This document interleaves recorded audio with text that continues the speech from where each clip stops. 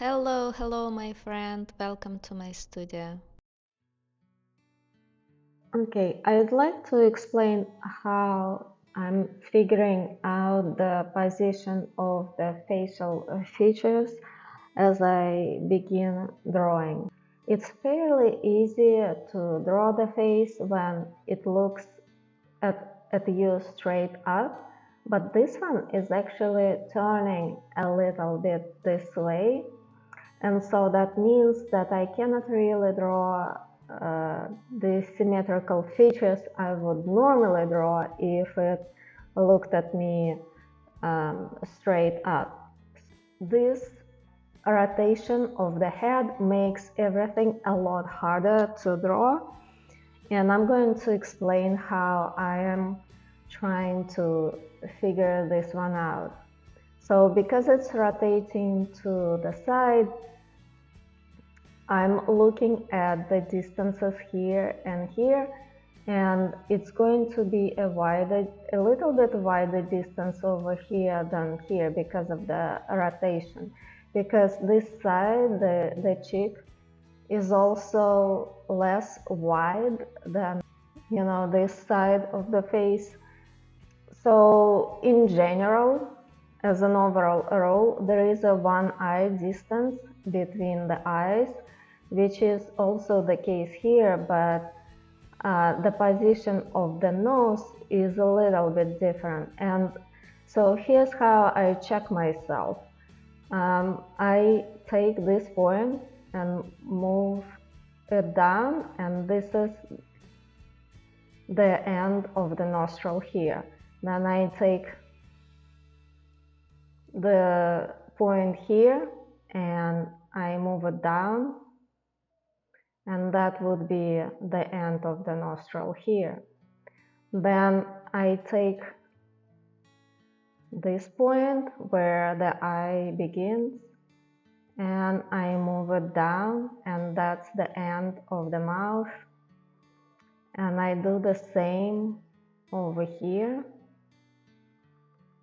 and that would be the end of the mouth. This is the way I figure out the position of the facial features. Because it rotates, it doesn't look straight, okay? It curves just a little bit. So when I start out drawing, I make this line in the center of the face. And then I do a series of parallel lines which are not straight, okay? They are curved a little bit simply because the face is not flat, okay? It curves, so that's the reason why I have this curve. But the distances here, and say if I make the line over here to mark the tip of the nose, the curve is going to be the same. So this is helpful because when I place the lines like so, it's often not clear what's happening here, and this kind of movement and rotation helps me determine the position of the chin as well. And just remember, the distance over here is much shorter than the distance here because of the rotation. And that's how I start out figuring out the position of the face and all the features. And one more thing, the eyes are located right in the middle of the face, and this means that if I measure the distance between the middle of the eye and the chin, and then I take that distance, I know where the end of the head is supposed to be. This model has so much hair, like her hair is so thick that this distance actually moves up a lot more because her hair sits like a giant hat over her. Usually, it's not the case. And finally, I check the position of the ears because it also needs to line up. The corner of the mouth should move here just a tiny bit. And that's how I will rotate the face more. And finally, when you look at the shape of the face, it's not just round, there are concave and convex shapes on the edge of the face that you need to pay attention to and define those lines with a very dark shading to create contrast. So when you darken this space, for example, the cheek is going to come forward a lot more.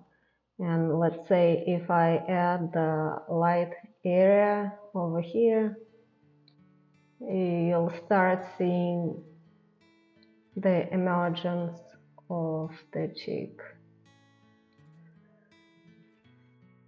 I think it's fun to see how drawing emerges on paper.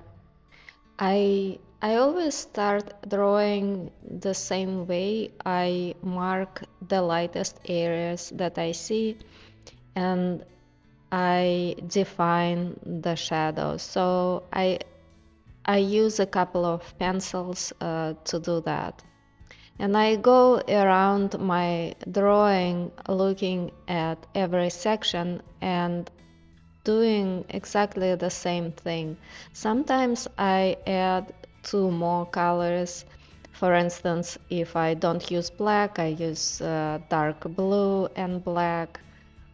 Or if I don't use pure white, I use a combination of white and cream, for instance, or white and gray.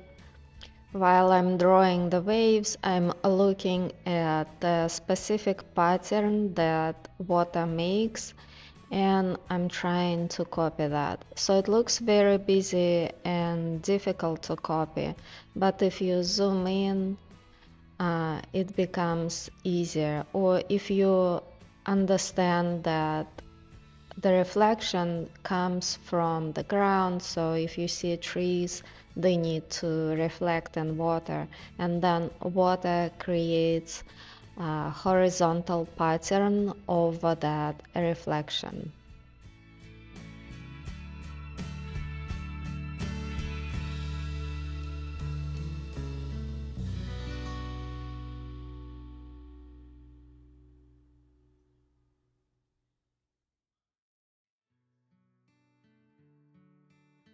I often go back into my drawing and establish or re-establish the lights because I apply more pencil pressure every time and I end up having very strong lights, applying those with a very heavy pencil pressure. Sometimes when the surface gets too waxy and it's impossible to apply more color, I spray it lightly with a final fixative, let it dry and start working on it again. I don't like using the workable fixative. It doesn't have the same properties. That's why I use the final matte fixative for this reason.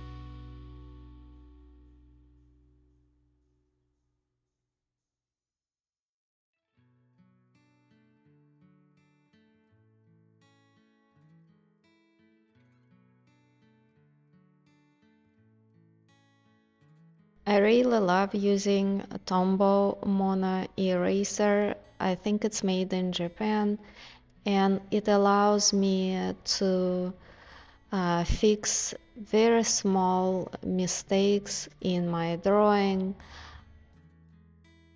It allows me to create specific textures that I need.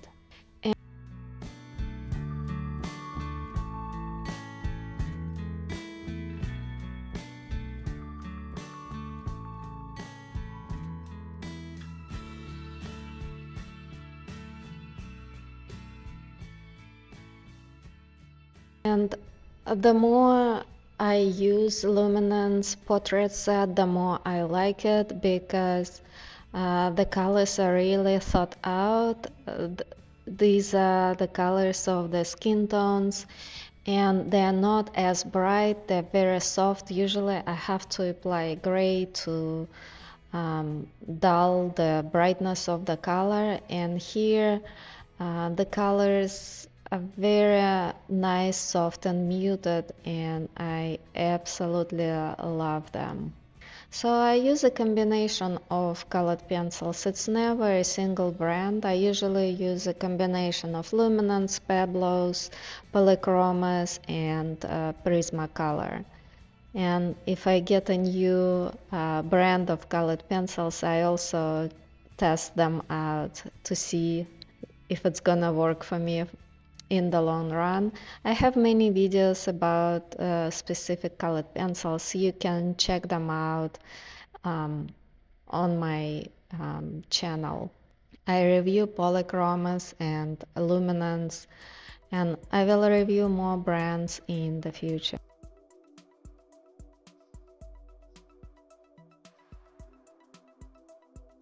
When I shade, I fill in everything on my page. Please don't think that I leave um, the paper uncolored, although it might look like that. I fill it in to such an extent that it's impossible to place any more, um, color over it. That's how thick it gets sometimes. I think the fun part begins when everything is filled in, and then I go back and start layering the details and textures. When I think of hair, I look at the highlights and I try to copy those. I also keep checking contrast, how light or dark specific areas are. Um, you need to go to step back from your drawing all the time to see if everything looks the same in terms of contrast. So, because this is one of the mistakes that students make, everything looks middle tone. To avoid that, you need to bring the lights, make them stronger, and look at the shadows, make them deeper. If you're afraid to do that, just keep layering to see the difference.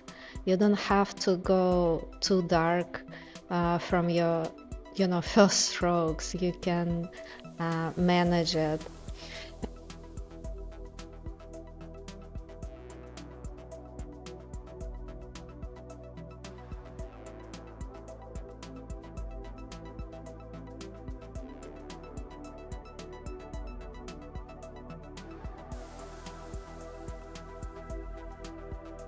And this drawing was incredibly difficult for me to finish.